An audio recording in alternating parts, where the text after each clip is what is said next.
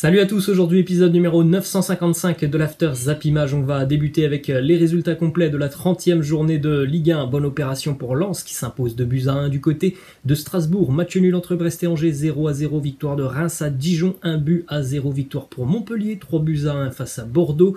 Match nul en bas de tableau entre Nantes et Lorient, 1 partout. À 17h, l'exploit des Crocos-Nîmois qui s'impose du côté de Lille sur le score de 2-1. Et puis dans la soirée, la bonne opération dans la course au titre. C'est le Paris Saint-Germain qui la réalise. Le PSG s'impose 4-2 du côté de Lyon. On jette un coup d'œil au classement de la Ligue 1 après 30 journées, donc il ne reste plus que 8 matchs à jouer en Ligue 1 et c'est le Paris Saint-Germain qui est en tête, 63 points devant Lille, deuxième 63 points, meilleure différence de but pour le Paris Saint-Germain, troisième position Lyon 60, quatrième Monaco 59, autant dire que ce week-end a été bénéfique pour le Paris Saint-Germain, mais aussi pour l'AS Monaco qui revient dans la course à la Ligue des Champions, les Monégasques qui avaient perdu quelques points sur les dernières semaines, eh bien ils reviennent à un point de l'Olympique Lyonnais.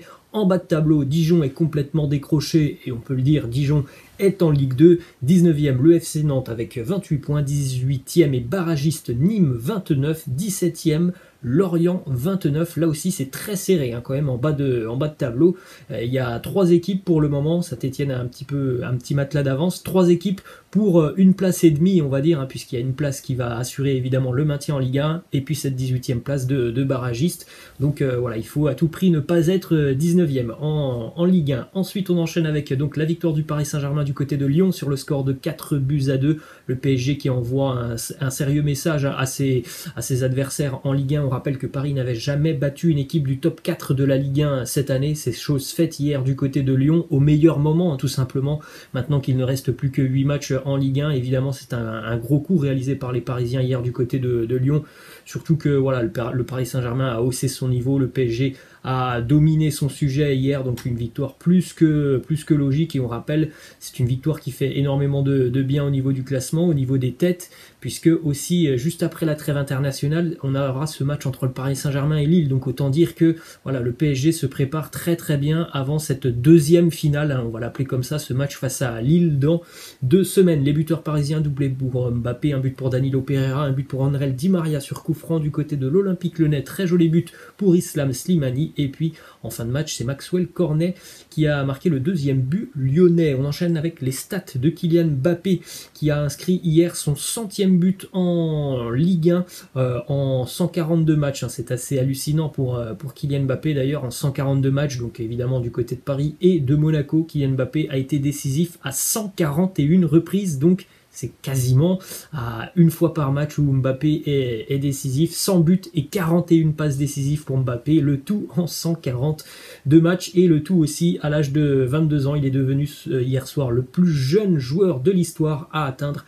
la barre des 100 buts en Ligue 1. Ensuite, une déclaration de Mauricio Pochettino qui nous dit qu'Kylian est sorti par précaution, il a reçu un coup, il s'est tordu un peu la cheville en première période. En tout cas, même si c'est tordu la cheville, on l'a vu en seconde mi-temps, ça ne l'a pas empêché de marquer un deuxième but.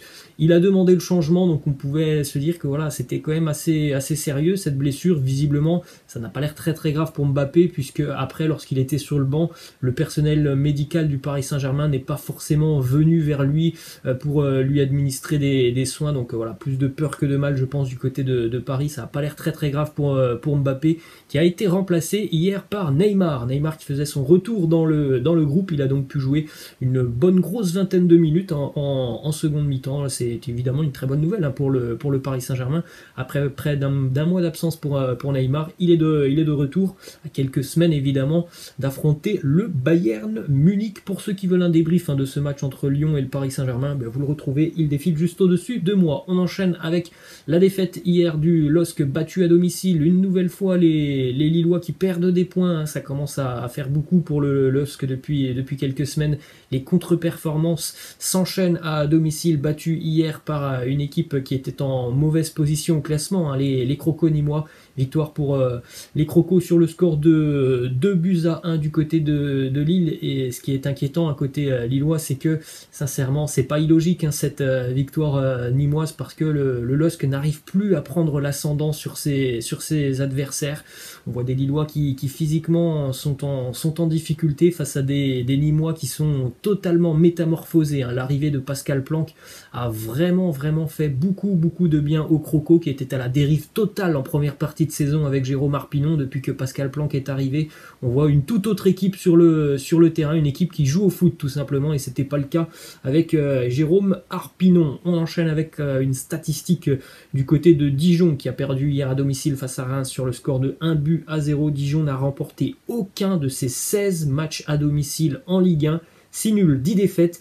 Ils ont égalé hier la pire série dans l'histoire de la compétition. C'était Troyes qui avait déjà réalisé 16 matchs sans en gagner un seul en Ligue 1 entre août 2015 et avril 2016. Je pense sincèrement que Dijon est capable malheureusement de ne gagner aucun match cette année en Ligue 1. Donc voilà, c'est tout simplement catastrophique. Ça n'a pas le niveau de la Ligue 1, le DFCO. Ensuite, on enchaîne avec deux petites infos qui concernent l'équipe de France Espoir. Alexis Claude Maurice et Armand Lorienté ont été appelés par le sélectionneur Sylvain Ripoll pour remplacer Moussa Diaby et Oussem Aouar qui sont tous deux forfaits pour le rassemblement de l'équipe de France Espoir. Armand Lorienté, hier, je ne sais pas si vous avez vu ce but qu'il a inscrit du côté de Nantes alors qu'on jouait la 90e à la Beaujoire, que les Nantais étaient en train de prendre 3 points face à un concurrent en direct. Et bien Armand Lorienté a inscrit un but Juninesque. C'est tout simplement le mot que l'on a trouvé. Il avait déjà inscrit 2 buts il y a 3 semaines, hein, je crois que c'était face à Saint-Etienne, dont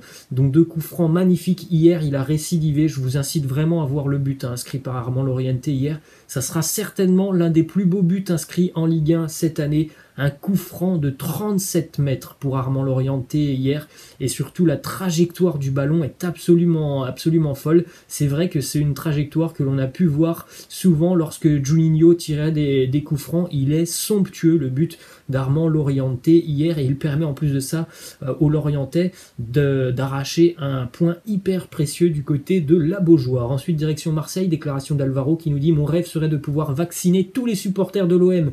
Je ne sais pas comment, mais j'ai envie qu'ils soient tous de retour au Vélodrome dès la semaine prochaine. J'ai 31 ans, je veux finir ma carrière avec des stades pleins. Évidemment, on a tous très envie de revoir du public dans les stades. Voilà, on ne sait pas trop pendant combien de temps cette situation va durer. Ça fait déjà un an maintenant, un petit peu plus d'1 an, donc on espère évidemment que au moins pour le début de la saison prochaine, on pourra quand même avoir du public dans les stades. Après, pour avoir des stades pleins à 100%, je pense qu'on va quand même encore attendre quelques mois. Ensuite, on enchaîne avec le top 3 des meilleurs buteurs européens cette année. En tête, Robert Lewandowski, 42 buts avec un triplé, hein, notamment ce week-end face à Stuttgart. Alors que Stuttgart évoluait à 11 contre 10, ça n'a pas empêché d'inscrire un triplé. Erling Haaland, 33 buts, pardon. Et puis en troisième position, ils sont 2 avec 30 buts, Kylian Mbappé et Cristiano Ronaldo. Direction le Real Madrid, les stades de Karim Benzema, toutes compétitions confondues sur les 6 derniers matchs. C'est absolument hallucinant. Karim Benzema, diablement important et efficace pour le Real. 6 titularisations, 8 buts, au moins 1 but par match, 2 doublés, une passe décisive. L'homme en forme du Real Madrid. Toujours du côté du Real, la bonne nouvelle pour les supporters madrilènes, mais aussi pour Florentino Pérez. Il semblerait qu'il y ait une avancée hyper positive dans le dossier David Alaba. Le défenseur autrichien serait d'accord avec le Real Madrid. Il y aurait un accord verbal entre les deux parties. On parle d'un salaire de 9 millions d'euros annuels pour David Alaba, et surtout d'une prime à la signature de quasiment 20 millions d'euros pour David Alaba. Donc un très joli coup pour David Alaba si ce contrat s'officialise. Ensuite, toujours du côté du Real, Zinedine Zidane qui serait déterminé à honorer ce contrat jusqu'à son terme, c'est-à-dire en juin 2022. Depuis quelques mois maintenant, il y avait des rumeurs qui annonçaient que Zidane pourrait quitter le club à la fin d'année. On ne sait pas pour le moment, on verra ce qui se passera sur la fin de saison du Real. En tout cas, Zinedine Zidane, il est toujours sous contrat avec le Real jusqu'au mois de juin 2022. Résultat hier pour l'Atlético Madrid qui s'impose face au Deportivo Alavés 1-0. Le buteur, Luis Suarez, en début de seconde mi-temps, c'était le 500e but en carrière pour Luis Suarez. Évidemment, 500 buts, c'est réservé à l'élite. Luis Suarez en fait partie, c'est un très très grand attaquant. Encore une fois, ça a été compliqué pour l'Atlético hier face au Deportivo Alavés.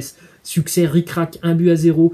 Le Deportivo Alavés qui a un penalty à la 88e minute sur une faute vraiment très très généreuse, un coup de coude de Stefan Savic totalement involontaire. Bon, l'arbitre donne un penalty sorti par Jan Oblak à la 88e minute, heureusement pour l'Atlético, parce qu'évidemment s'il y aurait eu match nul hier, le titre aurait été très très compliqué pour l'Atlético.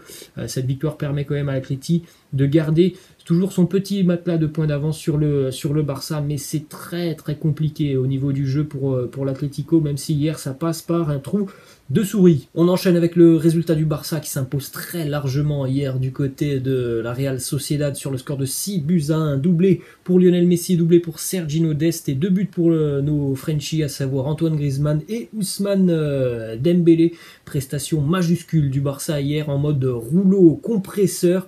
Les stats de Léo Messi en 2021, 20 matchs, 19 buts, 8 passes décisives, 59 chances créées, 98 dribbles réussis et 14 fois joueur du match depuis le début d'année 2021. C'est absolument incroyable, il est très en forme Léo Messi. Ensuite, la déclat de Ronald Koeman par rapport à cet excellent match du Barça, il nous dit « Nous avons été très efficaces. Le plus positif est l'image que nous avons donnée, une démonstration que nous visons tous. » Il est vrai que voilà, le Barça hier a été en mode rouleau compresseur et le Barça, comme le dit Ronald Koeman, a été très très efficace avec 6 buts inscrits.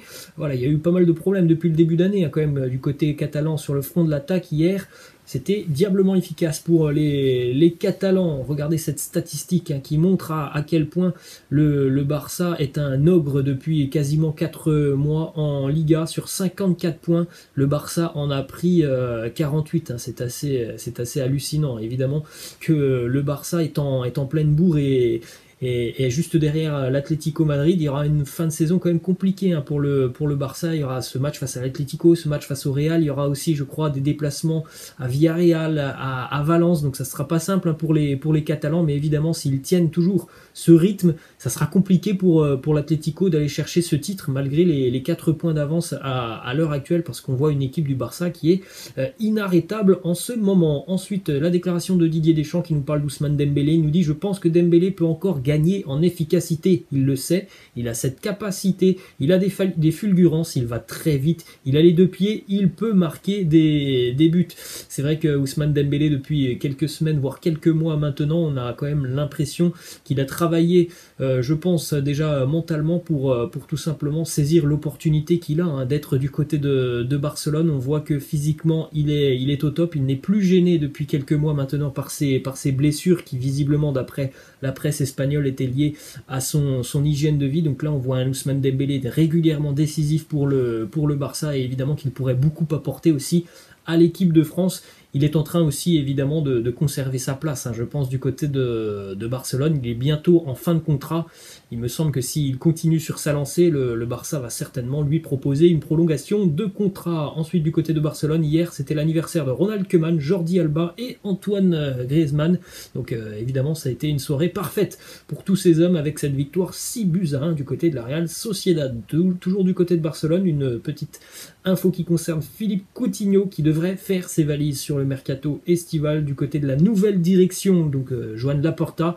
On ne veut pas conserver Philippe Coutinho puisque déjà et sur le terrain il semblerait que du côté de Barcelone on ne lui fasse plus confiance, et surtout niveau financier le club catalan pourrait éviter de verser une prime de 20 millions d'euros à Liverpool si jamais Philippe Coutinho n'atteint pas la barre des 100 matchs avec le Barça. Il me semble qu'il doit être à 90 matchs en gros avec le Barça, donc dans l'intérêt financier du Barça, il faut que Coutinho ne joue pas beaucoup sur cette fin d'année. Direction l'Italie maintenant, la défaite de la Juve hier face à Benevento sur le score de 1 but à 0. La Juve est donc éliminée de la Ligue des Champions. La Juve est 3e de Serie A avec 10 points de retard sur l'Inter. A été battu par Benevento, 16e du classement, 4 défaites en championnat cette saison. Surtout qu'en plus de ça, c'est très très serré au tableau en Serie A, donc il faut faire très attention parce qu'il y a des équipes qui sont juste derrière à 2 ou 3 points de la Juve et qui reviennent très très fort. L'Atalanta, le Napoli, la Roma, tout le monde est juste derrière, donc la place de la Juve en Ligue des Champions, elle n'est même pas acquise. Ensuite on enchaîne avec cette petite image, le petit snap de Mohamed Eni qui hier avait avait bien senti le coup puisqu'il a misé 200 € sur la victoire de Benevento hier du côté de Turin. Il a donc empoché 3300 €. Voilà, pour ceux qui suivent Mohamed Eni sur les réseaux sociaux, il a toujours aimé et apprécié ce club de Benevento. Et bien hier, ça lui a rapporté gros. Ensuite, direction l'Angleterre avec la victoire de Tottenham qui se reprend après son élimination en Europa League. Les Spurs s'imposent 2-0 du côté d'Aston Villa. Un but pour Carlos Vinicius, un but pour Harry Kane. Du côté d'Harry Kane, les statistiques sont toujours très intéressantes. C'est le meilleur buteur de Premier League, c'est aussi le meilleur passeur. 17 buts et 13 passes décisives, meilleur buteur et meilleur passeur de PL. Ensuite, on enchaîne avec ces infos qui nous arrivent de la presse anglaise. Selon la presse anglaise, eh bien, le président de Tottenham, Daniel Levy, aurait déjà une liste de candidats pour remplacer José Mourinho et il y a de jolis noms dans cette liste. Julian Nagelsmann, Rafa Benitez, Max Allegri, Brendan Rodgers ou encore Ralph Hasenhüttl. Donc voilà, il y a du beau monde. La saison de Tottenham, elle est quand même hyper décevante. À voir si les Spurs arrachent quand même une place en Ligue des Champions, mais ça sent pas très très bon pour José Mourinho. Ensuite, les stats aussi pour Jesse Lingard depuis son arrivée avec les Hammers. Il est en feu, Jesse Lingard. 7 matchs, 5 buts, 3 passes décisives. C'est une renaissance totale pour lui du côté de Londres après près de 2 ans à galérer avec Manchester United. On rappelle, je crois que c'est l'année dernière ou il y a 2 ans où il avait fait une année avec 0 but et 0 passe décisive. Cette arrivée du côté de West Ham lui a fait énormément de bien. Et on va terminer cet épisode, les amis, avec cette anecdote de Patrice Evra qui nous dit « Lorsque Cristiano Ronaldo a marqué ce but où il tutoyait le ciel, Sir Alex Ferguson m'a engueulé, mais le lendemain, il a dit « Désolé, Pat, je n'avais pas vu qu'il avait sauté aussi haut. » C'était lors d'un match en Champions League entre Manchester et le Real Madrid. Bah, vous avez l'image, encore une fois, un Cristiano qui s'élève dans le ciel. Il va placer une tête encore complètement folle, à une hauteur complètement folle. Et Sir Alex Ferguson qui avait donc engueulé Patrice Evra, puis lorsqu'il a revu le but, il s'est dit finalement non, bah, il n'y avait pas grand chose à faire face à Cristiano Ronaldo. Voilà les amis, la fin de cet After Zappimage, j'espère que ça vous a plu. N'hésitez pas à lâcher un petit pouce bleu, je vous laisse et je vous dis à la prochaine. Ciao.